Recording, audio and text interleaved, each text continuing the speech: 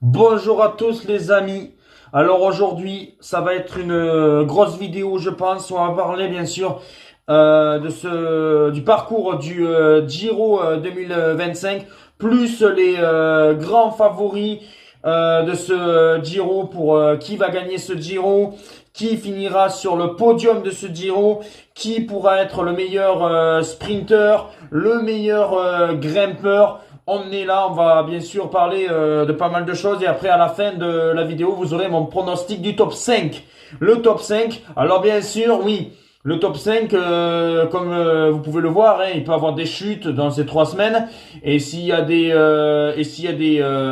chutes, eh ben peut-être ça peut foirer mon pronostic. Mais bon voilà, c'est les aléas des pronostics et voilà, avec bien sûr qui va avoir le maillot rose dans ce Giro 2025. Et on va tout d'abord débuter par bien sûr le parcours de ce Giro ça va être un départ, pas d'Italie.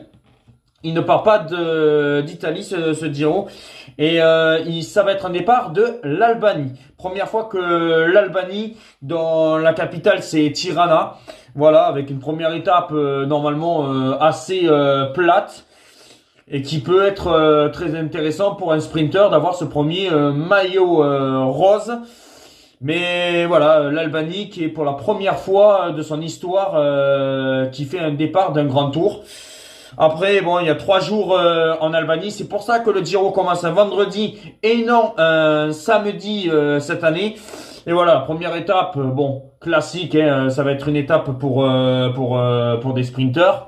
La deuxième étape, c'est Tirana. Tirana, c'est dans la capitale. C'est un contre-la-montre. Et là, tu peux peut-être avoir déjà des petits écarts. Et est-ce que des favoris voudront déjà prendre le maillot dès le début? On verra ça après. C'est un contre-la-montre quand même assez court, 13 km. C'est pour ça que je pense pas qu'il y aura des écarts énormes. Mais celui qui aura le maillot rose la veille peut le perdre dès le lendemain sur le contre-la-montre entre Tirana et Tirana.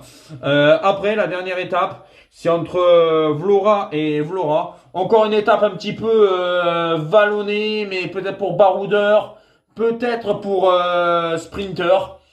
C'est à voir. Et maintenant, on va parler bien sûr de cette première semaine de ce Giro parce que voilà, il y a eu le départ avec le week-end en Albanie, mais la première semaine du Giro, pour moi, c'est une semaine plus pour baroudeur, sprinter, peut-être des gars qu'on n'attend pas qui pourront prendre le maillot rose. Je pense pas que les favoris vont s'attaquer dans cette première semaine. À moins qu'un des favoris ait pris le maillot dès le premier contre-la-montre à Tirana. Mais moi, je pense pas. Je pense que, voilà, en Albanie, ça va tourner un peu le maillot rose. Et puis après, cette première semaine, qui est dans l'ensemble pour vraiment baroudeur et sprinter. Baroudeur sprinter, il y aura des arrivées à Naples, il y aura une arrivée bien sûr à Lecce. Voilà, c'est vraiment des étapes pour les sprinters. Peut-être l'arrivée à Naples, peut-être pour sprinter baroudeur. Mais dans l'ensemble, une première semaine qui va rester quand même assez calme et que je pense ça va être tranquille. Même je me demande s'il y aura peut-être des échappées, hein, peut-être sur une étape une échappée, mais ça va aller soit pour les échappées, soit pour les sprinters. Les favoris vont rester au chaud selon moi. Et par contre, la première vraiment étape de montagne, ça va être l'étape 7 parce qu'ils vont partir de Sangro. Je sais pas si je le prononce bien. Juste à Tagliaco, si j'arrive, Tagliacozzo. Voilà, Tagliacozzo.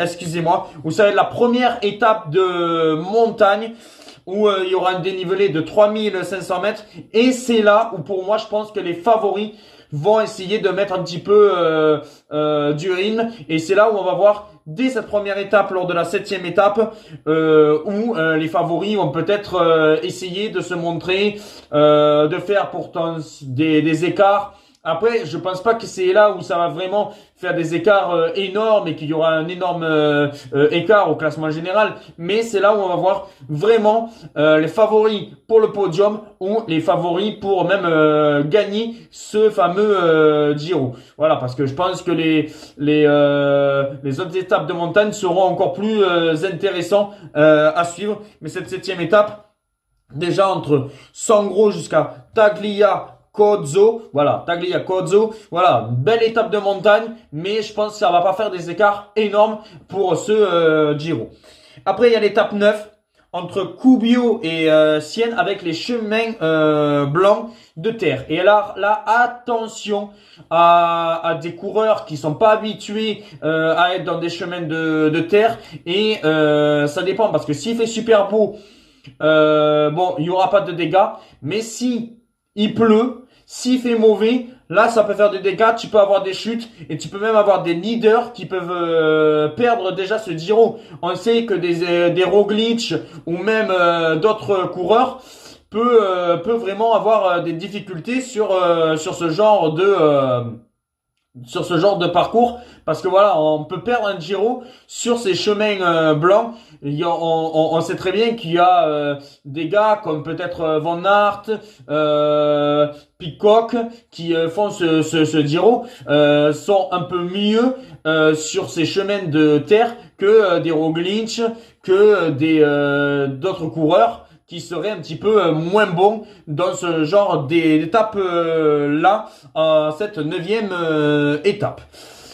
La 10e étape de ce Giro, eh ben c'est entre Luca et Pise avec l'arrivée devant. Bien sûr, ils vont passer à côté de la Tour de Pise. Voilà, le monument de la Tour de Pise. Et voilà, ça va être 29 km. Un bon contre-la-montre, là je pense que ça peut faire quand même vraiment des écarts. Ouais, là la 10e étape, la 9e avec les chemins blancs et cette étape-là peut faire un écrémage vraiment pour le général parce qu'on sait que là c'est un contre-la-montre. Alors oui, il n'est pas énorme, c'est que 29 km, mais pour moi ça peut faire déjà des énormes écarts et ça peut faire déjà des surprises et là des favoris. Voilà, même si je pense quand on va parler un peu plus tard, entre deux grands favoris, 29 km, entre un Slovène et un Espagnol, va peut-être pas faire d'énormes écarts. Mais si t'es pas un bon en contre-la-montre, comme des Romain Bardet ou des David Gaudu, qui sont nos coureurs français sur ce Giro, là, ils peuvent prendre bien, je pense, 1 à 2 minutes si t'es vraiment pas bien dans cette étape-là, dans ce contre-la-montre entre Luca et Pise. Et là, maintenant, on va parler quasiment de la dernière semaine de ce Giro, la dernière semaine de ce Giro, avec l'étape 15, 16, 17, qui sont très intéressantes, parce que c'est des étapes de montagne. Alors, on va commencer, bien sûr, par l'étape 15, entre Fierne Veneto jusqu'à Asiego. Ça va être une étape de montagne. 4900 mètres de dénivelé, ça va faire un petit peu des dégâts, ça c'est sûr et certain, même si les autres étapes qui arrivent juste après vont faire un peu d'écart, mais cette étape 15 peut piquer. L'étape 16 entre Piazzola sul Berento jusqu'à San Valentino, pareil, 4900 mètres de dénivelé. Je pense que si ça peut être assez piquant dans les jambes, 4000 encore 900 mètres de dénivelé. Après avec les deux avec la veille, là ça peut piquer, mais après l'étape 17 c'est encore un peu moins de dénivelé, mais 3 jours de suite. 3 étapes de montagne très intéressantes parce que l'étape 17 c'est entre Saint-Michel al Dige jusqu'à Bormio. Excusez-moi pour la prononciation parce que je sais pas trop parler italien, hein, vraiment désolé. Jusqu'à Bormio. Voilà, encore une étape de montagne avec 3900 mètres de dénivelé. Ces 3 étapes-là vont vraiment piquer avant des étapes après un petit peu plus calmes pour l'étape 18 et 19. Et on arrive pour moi avec l'étape reine. Je le dis clair et net, pour moi c'est l'étape reine de ce Giro qui va être entre Verves jusqu'à Sestriere, 203 km avant l'arrivée à Rome. Et là, ça peut vraiment piquer parce que c'est 4500 mètres de dénivelé. T'as la montée du col de Finestre, le col de Finestre en plus qui est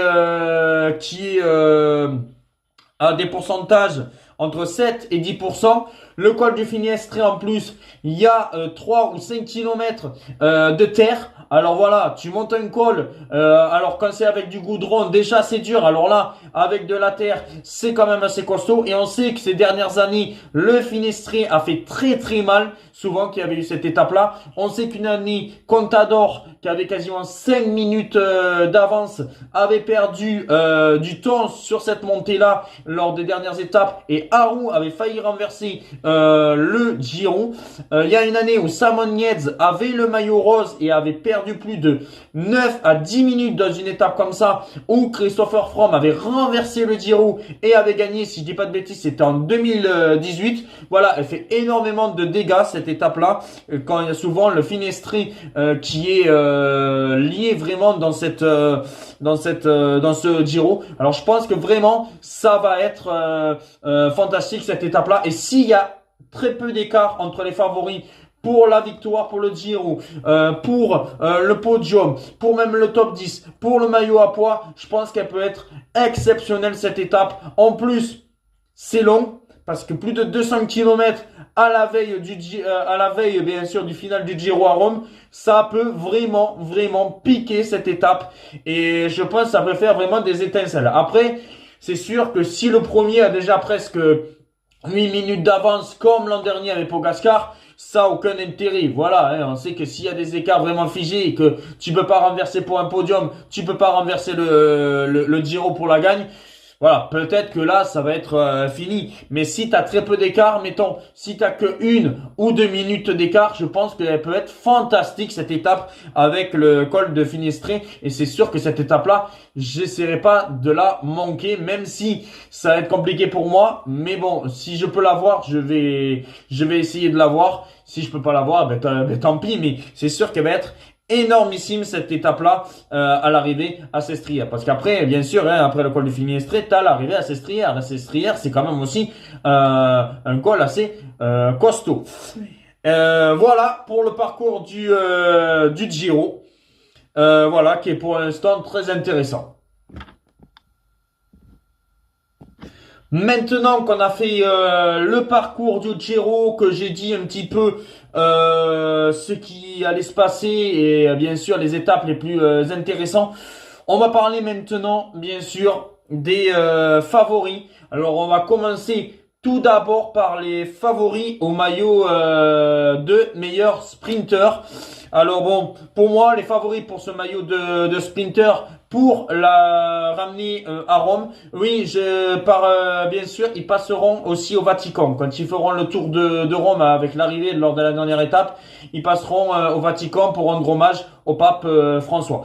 Mais voilà, les favoris pour ce maillot de meilleur sprinter, il y a Grove de l'équipe Alpening qui était de l'équipe bien sûr de Van Der Poel. Je pense que voilà, il peut être pas mal. T'as Sam Bennett, voilà, pour des purs sprinters, qui peut être très intéressant. Aller chercher ce maillot de meilleur sprinter, même si moi je partirais plus sur des sprinters qui peut même prendre des points dans des étapes pour Baroudeur et même gagner des étapes un petit peu pour Baroudeur. C'est les deux autres là entre Petersen et Van Aert. Alors oui, Van Aert, on va voir parce que il est quand même assez moins bon que Pedersen, on l'a bien vu dans les classiques. Mais moi, pour moi, je mettrais ces deux favoris pour aller chercher ce maillot de meilleur sprinter. Franchement, Petersen ou Van Aert, pour moi, ça me paraît les plus aller chercher des points. Pourquoi pas dans une étape de moyenne montagne. Ils peuvent aller même dans une échappée prendre des points par-ci par-là. On l'a même vu l'an dernier, Van Aert sur la Vuelta, à un moment donné, qui jouait même le maillot à pois. Alors c'est pour dire que je pense pas que là Van Aert il va jouer le maillot à pois, mais bon, je pense qu'entre Petersen et Van Aert, pour moi, je pense que c'est un des deux qui ramènera le maillot de meilleur sprinter dans ce Giro. Je pense qu'après, bien sûr, des Sam Bennett ou des Grove seront là quand il y aura des purs sprints. Je pense que c'est peut-être les meilleurs.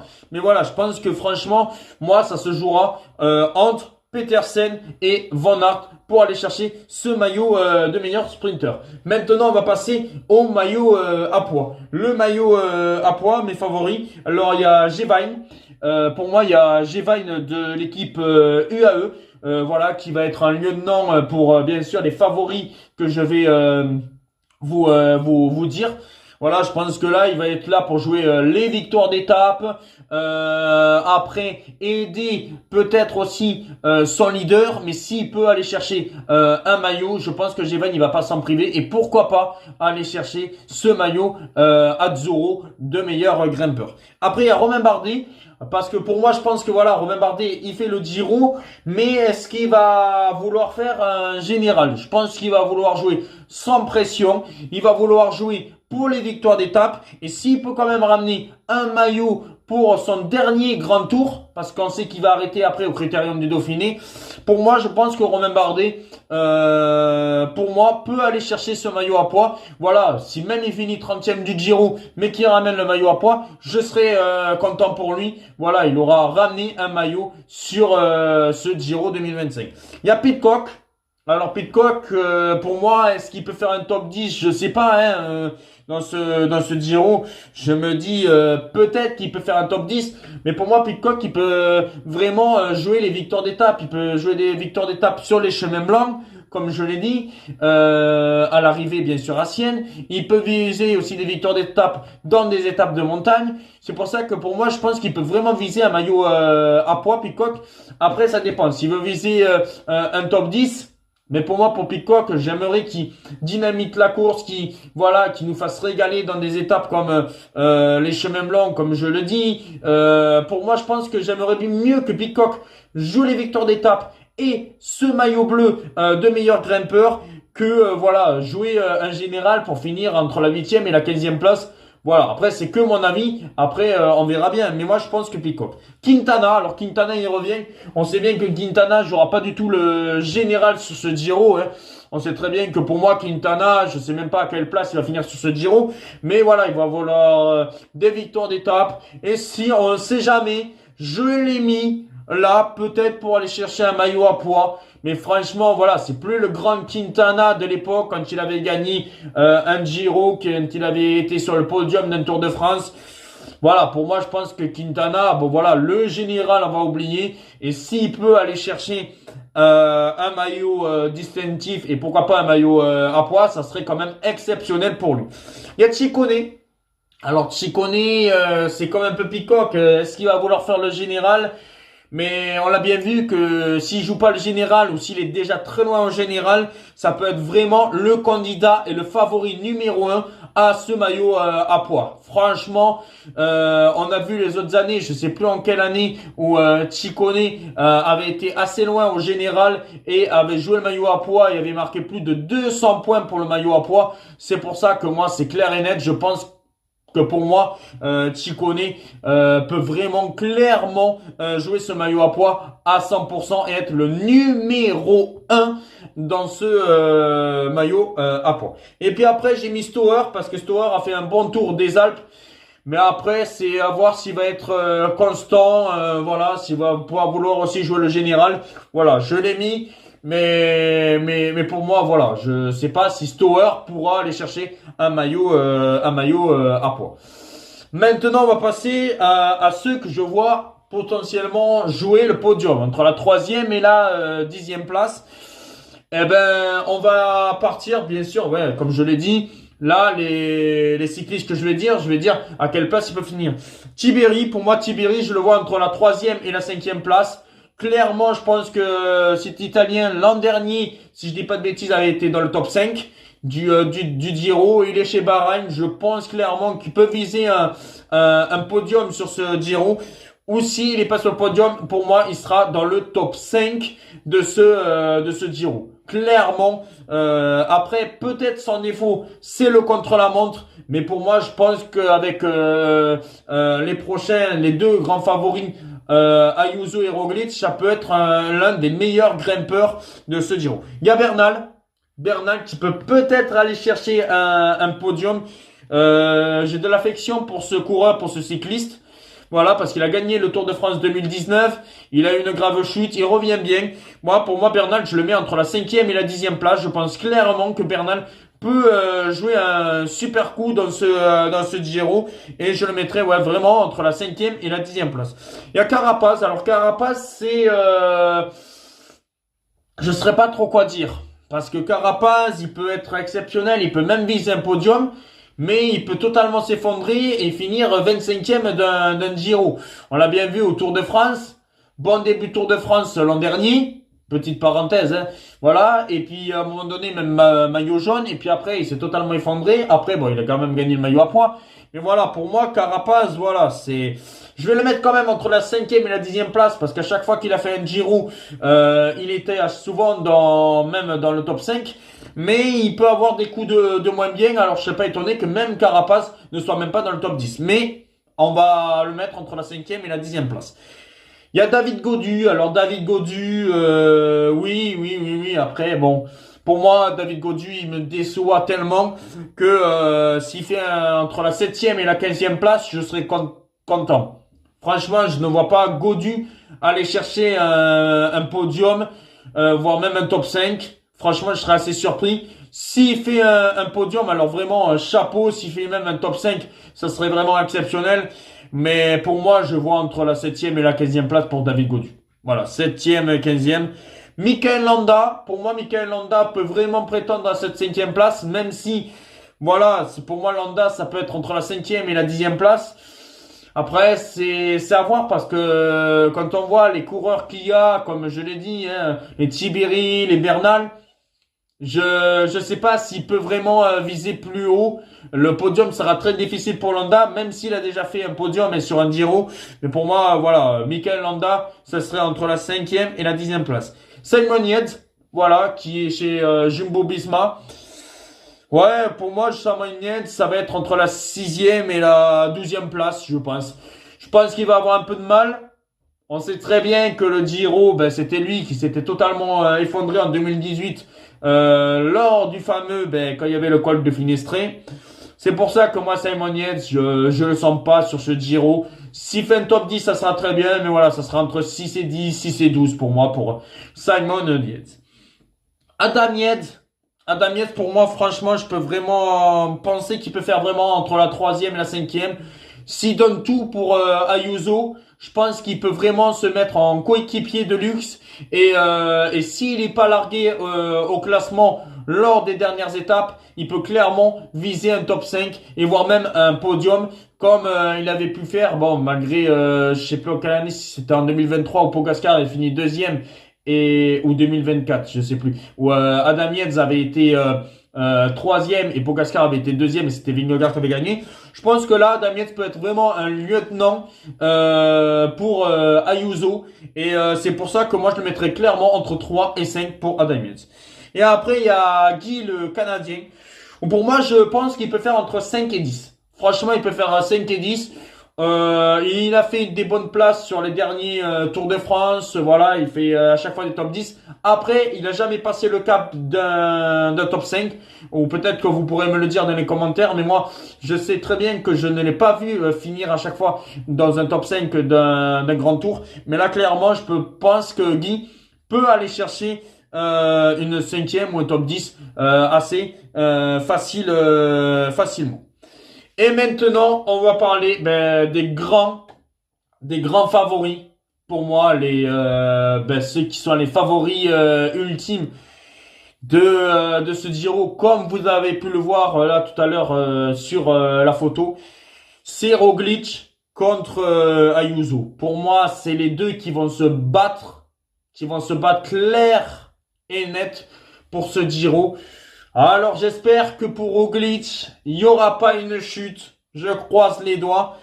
Parce qu'on sait très bien que Roglic, sur des chemins blancs, sur des étapes un petit peu anodines où ça frotte, il peut chuter et alors là ça flinguerait et il y aurait que Ayuso qui pourrait gagner facilement ce Giro. Mais pour moi, j'aimerais qu'il y ait une concurrence. J'aimerais très peu d'écart entre Roglic et Ayuso parce que pour moi, c'est ceux qui sont au-dessus, au-dessus. Franchement, je vois pas de Michael Landa ou même de ceux que je vous ai dit pour le podium aller les chercher. À moins que vous pourrez me le dire dans les commentaires.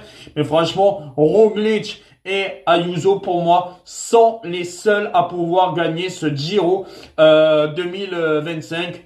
Franchement, il n'y a pas photo pour moi. C'est les meilleurs. Voilà, parce que Roglic, il va avoir une super équipe avec lui. Et il aura Inlay qui a déjà gagné le Giro. Daniel Martinez qui a fini deuxième du Giro l'an dernier, ce qui veut dire qu'il aura du lourd. Ayuso, il aura McNulty, qui est vraiment un super coéquipier.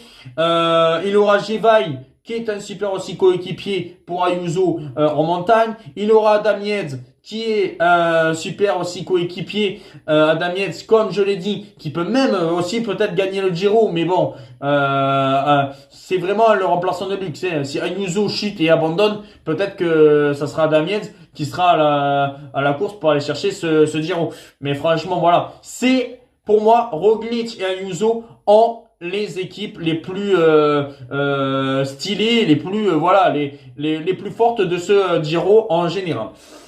Et maintenant, voilà, parce que quand même elle commence à être longue, je vais faire mon pronostic de ce Giro 2025. Et ben on va commencer par la 5e place. Il est chez Ineos, il est colombien, c'est Bernal. Je pense clairement que Bernal peut miser un top 5. Comme je l'ai dit, excusez-moi, mais comme je l'ai dit, franchement Bernal, je pense qu'il peut faire vraiment un super bon Giro. Et c'est pour ça que pour moi, Bernal, je le mettrai en 5e position. En 4e position, Adam Yates, voilà, qui va lutter jusqu'au bout pour le podium, qui va aider Ayuso. Mais pour moi, Adam Yates en 4e position dans ce classement général. Et là, on part avec le podium. Et 3e, je pense, Tiberi, chez Bahreïn. Je pense qu'il est jeune. C'est l'année pour qu'il passe un cap, Tiberi, et qu'il vise un podium. Et s'il vise un podium, peut-être dans les années futures, cet Italien pourra aller chercher un Giro. Je vous le dis, peut-être qu'il pourra aller chercher un Giro. C'est pour ça que je mettrai Tiberi sur le podium à cette 3e place. 2e, Ayuso. Voilà, Ayuso pour moi 2e. Et 1er, Roglic. S'il n'a pas de soucis, franchement, Roglic, je le vois 1er. Et je le vois 1er parce que je pense que les contre-la-montre va plus profiter à Roglic qu'à Ayuso. Après, ça dépend parce que comme je le dis, si Ayuso et Roglic a très peu d'écart, Ayuso est quand même meilleur que Roglic en montagne. C'est pour ça que je pense que ça va se jouer quasiment à rien. Mais je pense que c'est plus l'expérience qui va parler. C'est pour ça que je vois plus un Roglic finir premier de ce Giro et un Ayuso qui va peut-être manquer un petit peu d'expérience et finir à cette 2e place. Voilà, dites-moi en commentaire votre top 5 du Giro. Voilà, dites-moi s'il y aura des surprises. Est-ce que vous pensez que même les Français comme David Gaudu ou Romain Bardet peut nous créer une sensation? Voilà, maintenant on se donne rendez-vous d'autres vidéos bien sûr sur le foot. Sur le cyclisme, on verra. Il y aura bien sûr mon débrief du Giro. Je verrai si je fais des débriefs chaque semaine ou si je ferai un bilan du Giro en général. Voilà. Ciao les amis et vive le cyclisme.